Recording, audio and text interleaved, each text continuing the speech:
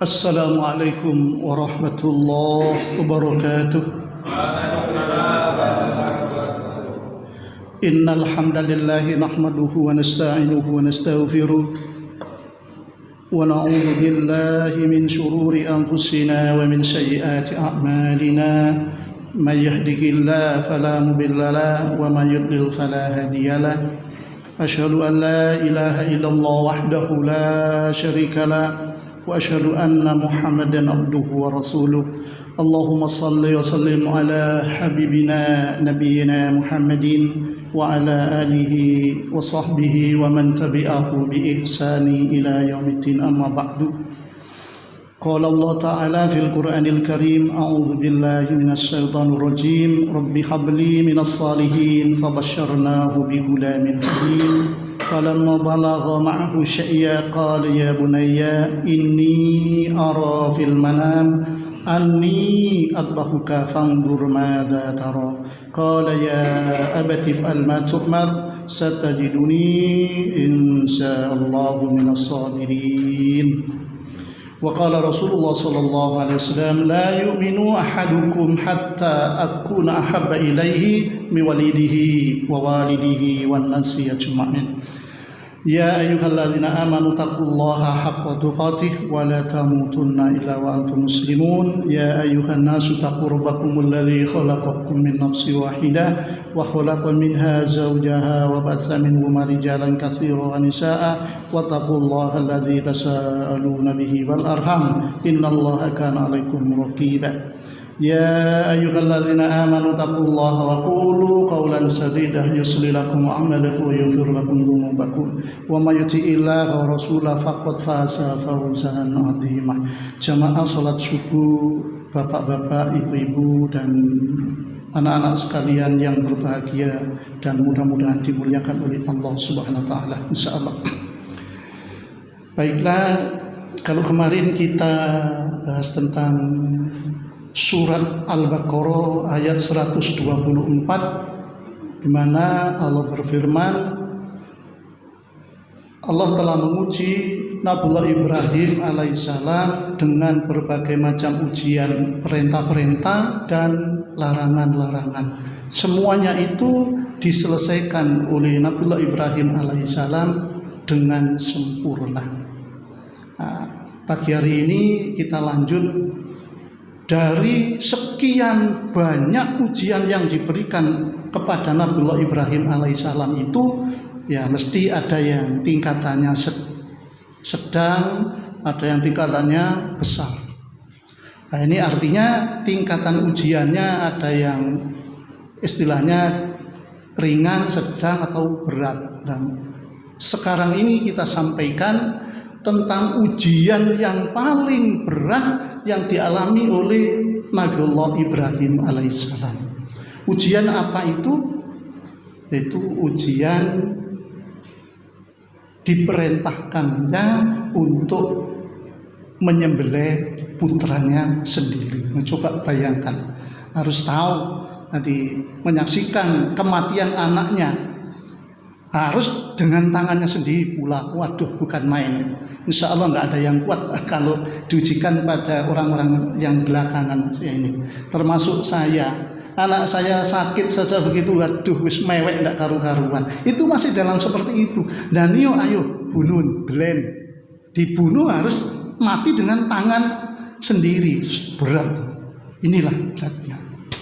Nah, baiklah, supaya urut, sedikit ada yang diulang kemarin itu.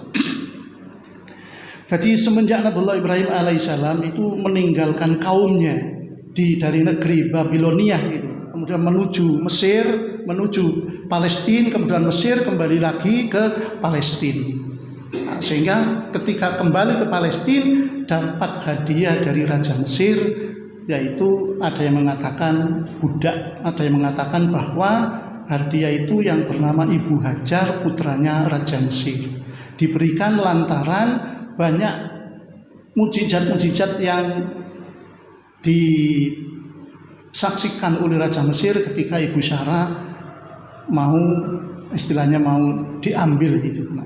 Jadi ya, anaknya dibawakan. Nah semenjak itu Nabiullah Ibrahim alaihissalam untuk menuju Allah mencari petunjuk, dan disitulah akhirnya Nabiullah Ibrahim alaihissalam memohon dikaruniai seorang putra, anak atau keturunan, dengan lafaz yang diabadikan oleh Allah Subhanahu wa taala di dalam surah As-Saffat.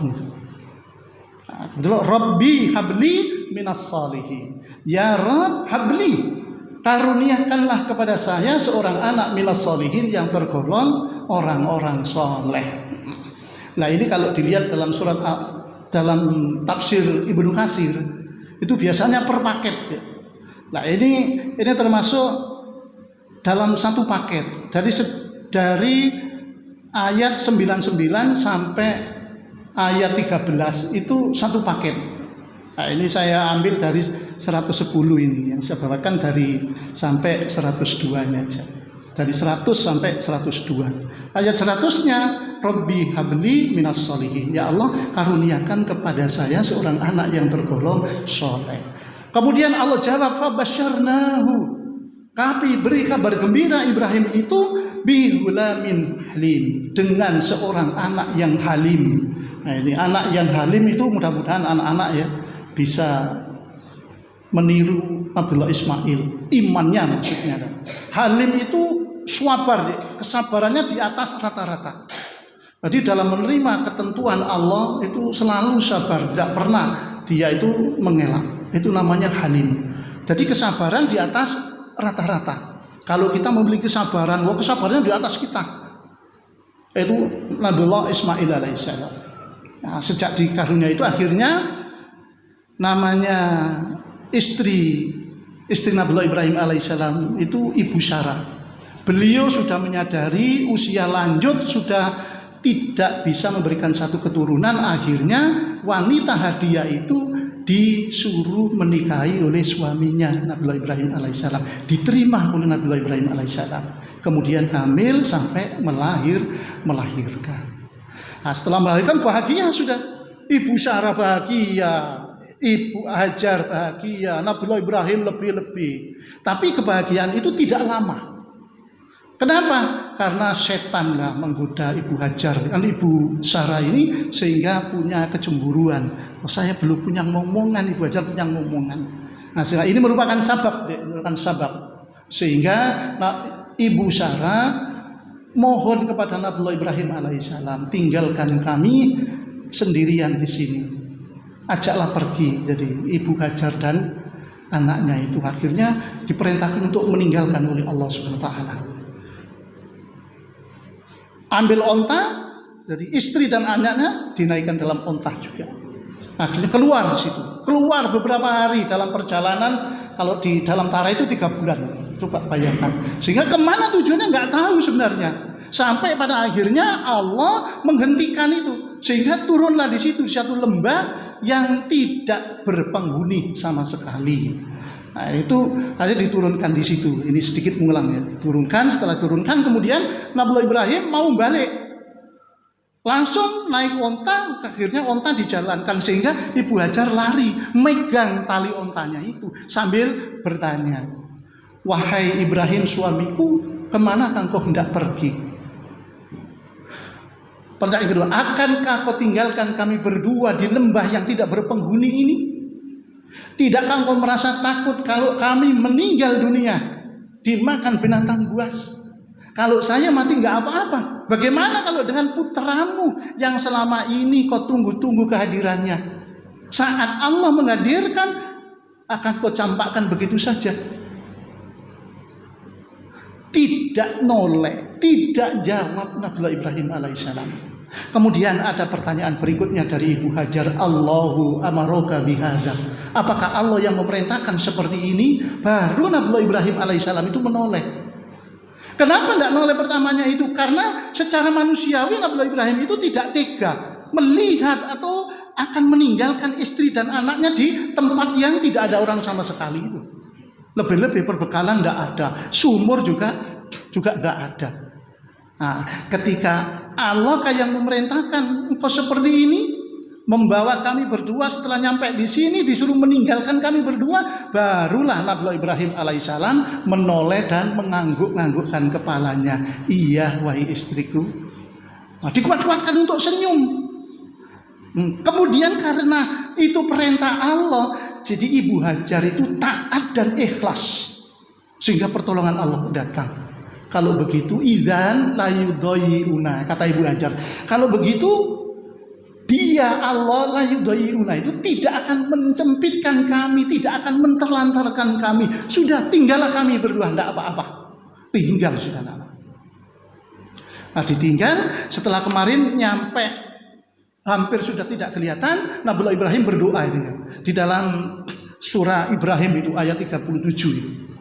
Dengan doa a'udzubillahi minasyaitonirrajim, Allah abadikan, Rabbana ya Rabb kami ini askantu, sesungguhnya aku tinggalkan min dzurriyyati, sebagian dari keturunanku biwadin, di satu lembah ini, ghairin dzi zar'in, yang tidak memiliki tanaman, inda baitikal muharram, di sisi rumahmu yang disucikan.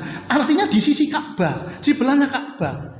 Jadi Ka'bah itu yang bangun pertama kali Nabi Adam alaihissalam. Kemudian rusak karena banjir ketika Nabi Nuh, Allah mengazab umatnya Nabi Nuh alaihissalam sehingga tinggal pondasinya saja. Di saat Nabi Ibrahim, Ismail sudah besar, dibangun kembali oleh Nabi Ibrahim beserta Ismail alaihi wassalam.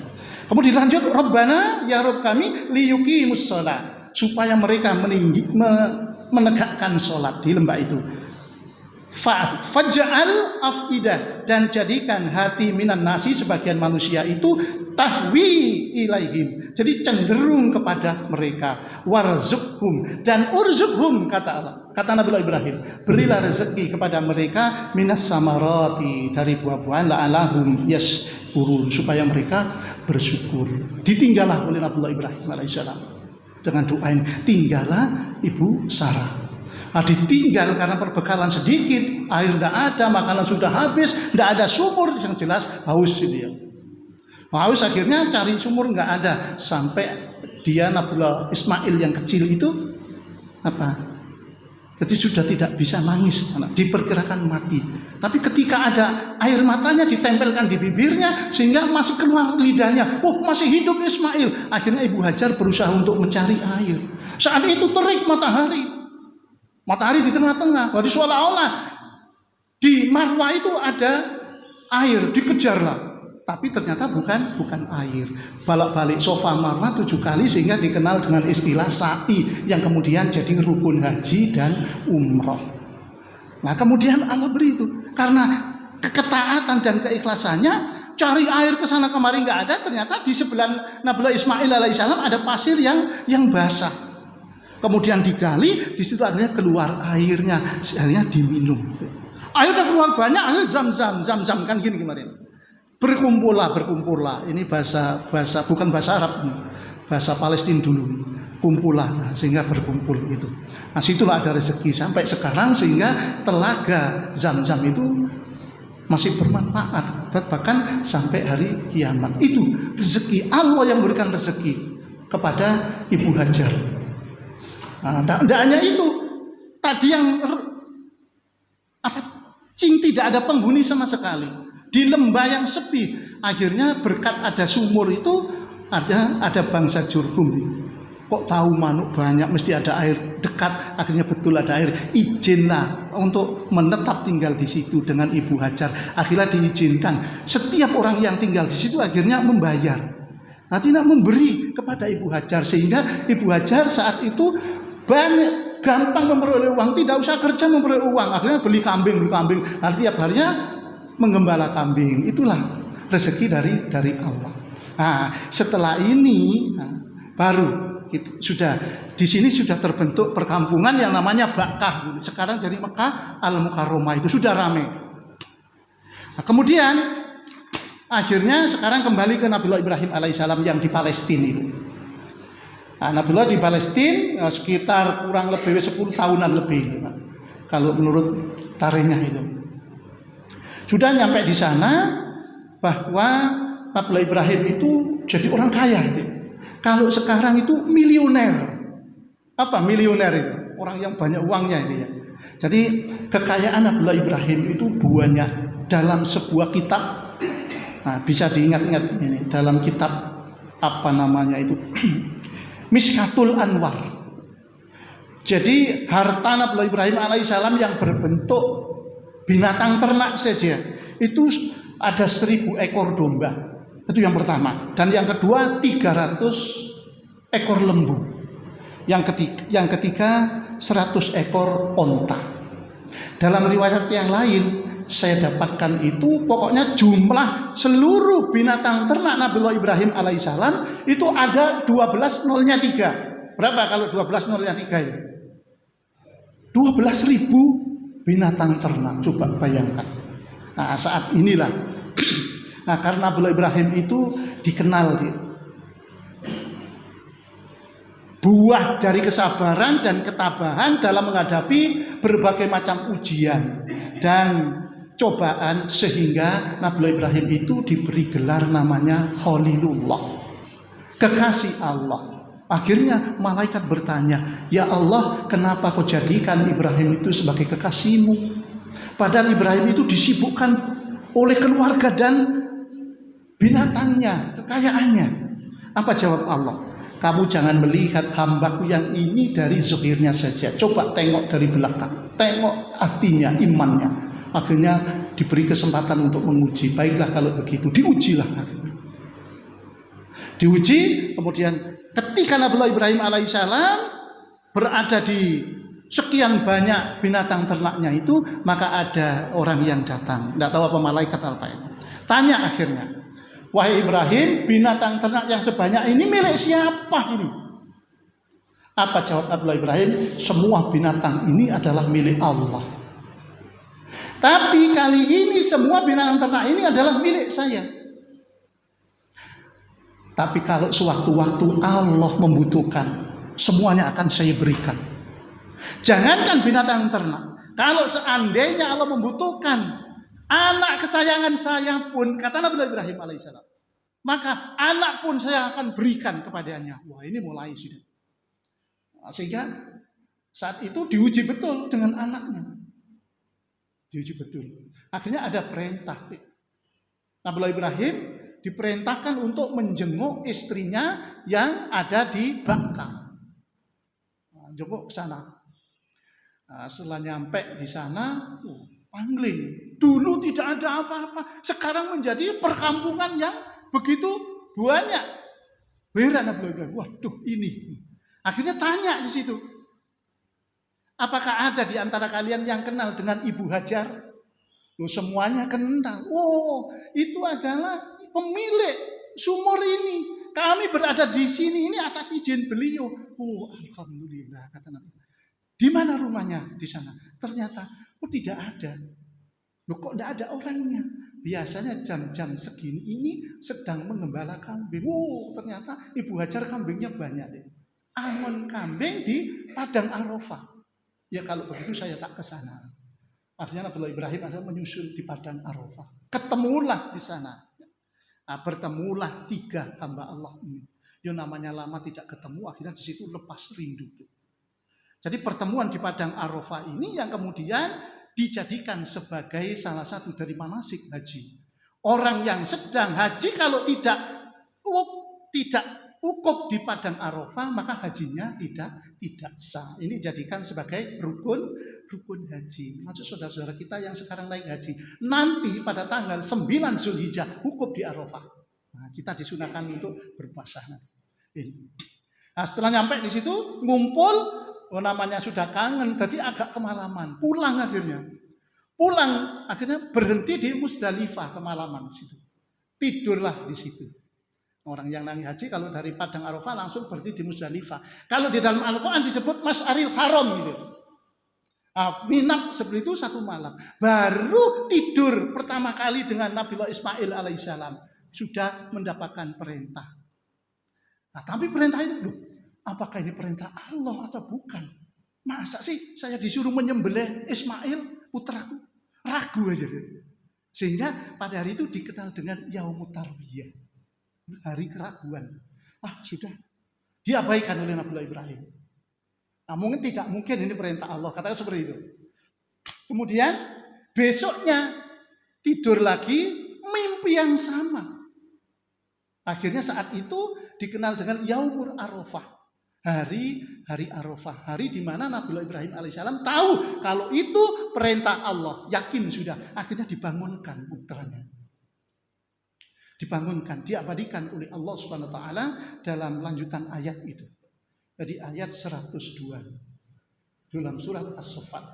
A'udzubillahi minasyaitonirrajim. Falamma balagha ma'ahu syai'a, maka tatkala Ismail itu di usia-usia sanggup untuk membantu orang tuanya, qala, Nabi Ibrahim berkata, ya bunayya, wahai putraku, ini ara fil manam.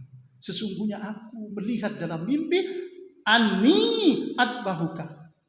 Sesungguhnya aku menyembelih kamu nak. Fangdur madza tara. Bagaimana pendapat?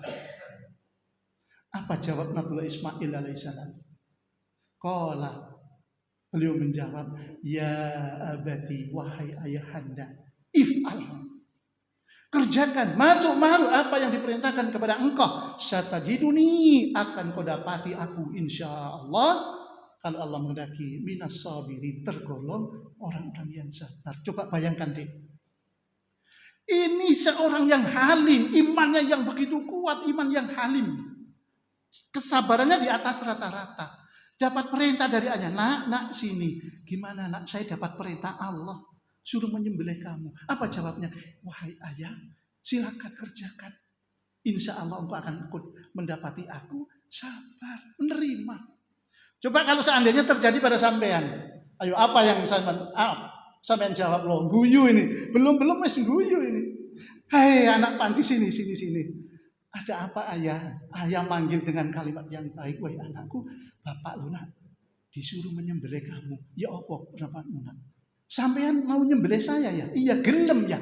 Sopo sing gawe aku iki ya? Kok sampean kate beleh aku gendeng sampean arah gitu sampean. Lah ya, guyu. Insyaallah saya sudah tahu jawabannya. Gawe dhewe kok kate dibeleh gitu ya. Enggak, Nabi Ismail, ayo harus kita tiru. Apapun perintah Allah, walaupun harus mengorbankan nyawanya, mereka terima dengan ikhlas. Pak sudah punya. Dilanjut sekarang. Setelah seperti itu anak-anak, ya ayah kerjakan. Insya Allah saya akan tergolong orang-orang yang sabar. Kalau begitu nak, ayo kita berangkat. Langsung berangkat. Kemana? Ke satu tempat yang bernama Mina atau Muna, tempat penyembelihan. Berangkat berdua. Berangkat jalan tidak begitu lama, akhirnya dihadang oleh seseorang. Yang dalam tarikh disebut ini iblis. Wahai Ibrahim, kemana kau tidak pergi? Saya akan melaksanakan perintah Allah. Perintah apa itu? Menyembelih putra saya. Waduh Ibrahim, urungkan sudah niatmu itu. Kamu gak punya anak masih. Hanya punya anak satu-satunya ini. Dari dulu kau tunggu-tunggu kehadirannya. Setelah sekarang ada kok mau kau sembelih. Sudah urungkan. Langgar perintah Allah cuma satu kali ini saja sudah. Urungkan. Nah kalau secara akal, orang yang tidak kuat, wah iya sudah perintah Allah yang lain banyak. Hanya sekali ini aja saya tidak kerjakan demi untuk meneruskan perjuangan. Kan seperti itu. Secara akal kan bisa diterima. Tapi tidak. Apa kata Ismail alaihissalam? Ayah, kita melaksanakan perintah Allah. Ini adalah penggoda. Ayo kita lempar itu. Dilempari akhirnya. Atau dilempar dengan batu. Dajat akhirnya pergi. Nah, ini terjadi 3 kali anak. Akhirnya dikenal dengan istilah jamrah. Jamrah itu pelemparan batu. Jamrah ula, wusta, dan akobah. Yang kemudian ini dijadikan wajib haji. Orang yang haji bila tidak jamrah, melaksanakan jamrah, maka hajinya tidak sah. Ini perbedaan umroh dengan haji. Jadi ada ukuf, ada jamrah. Kalau umroh biasa tidak. Nah, inilah. Akhirnya sampai anak-anak di satu tempat. Nah ini sudah mulai. Anda coba kita renungkan anak-anak. Bagaimana ketabahan 2 hamba Allah ini. Apa? Sudah nyampe di satu tempat. Wahai putraku Ismail, sekarang kita sudah sampai nak di satu tempat di mana engkau akan kusembelih. Nah sekarang sebelum aku melaksanakan perintah Allah, mungkin ada beberapa yang kamu inginkan. Baiklah ayah, kalau boleh saya saya ingin minta beberapa permintaan saja. Nabi Ibrahim alaihissalam dengan mengiyakan. Apa katamu? Baiklah nak, katakan sudah. Apa yang kau minta akan segera aku carikan. Coba katakan. Ayah, sebelum engkau menyembelihku, permintaanku yang pertama ayah, tolong asalah pedang yang akan kau buat menyembelih leherku ini. Biar aku tidak merasakan kesakitan. Biar mengurangi beban kesakitan yang akan saya rasakan. Tajamkan pedang itu ayah. Ternyata Nabi Ibrahim tidak mengira kalau permintaannya seperti itu. Dikira permintaan Ismail alaihissalam itu meminta sesuatu yang akan dinikmati, kemudian akan mati. Tidak, tapi permintaannya supaya pedang itu diasakan, supaya ia tidak merasakan kesakitan yang begitu parah. Apa yang ada dalam jiwa, dalam hati Nabi Ibrahim alaihissalam? Menangis Ibrahim. Baiklah anakku, akan saya kerjakan permintaan. Ada lagi usulanmu yang kedua anakku? Permintaanku yang kedua wahai ayahanda. Yang pertama tadi apa? Pedang diasah supaya tajam. Yang kedua, tolong ikatlah kedua tangan dan kakiku. Biar aku ketika kau sembelih, aku tidak terlalu banyak bergerak wahai ayah. Semakin menangis ayahnya. Permintaanku yang ketiga wahai ayah, lepaslah bajuku, tutupkanlah di kedua mataku, supaya aku tidak melihat lumuran darah yang berceceran di atas tanah. Karena aku paling tidak kuat melihat darah wahai ayah. Permintaanku yang keempat wahai ayah, baju dan celana yang berlumuran darah berikan kepada ibunda yang tercinta. Katakan kepada ibu, ayah, inilah baju putramu, inilah celana putramu, semuanya berlumuran darah. Ia rela melaksanakan perintah Allah, walaupun harus mengorbankan dirinya. Sebagai permintaan yang terakhir, wahai ayah, laranglah ibunda untuk berjumpa dengan anak yang seusia dengan saya, supaya ia tidak teringat anaknya yang sudah tiada, anaknya yang sudah mati. Itulah permintaanku wahai ayah. Akhirnya Nabi Ibrahim alaihissalam menangis, mengasah pedang dengan menangis, dengan mengatakan, ya Allah, wahai putraku, ini adalah perintah Allah.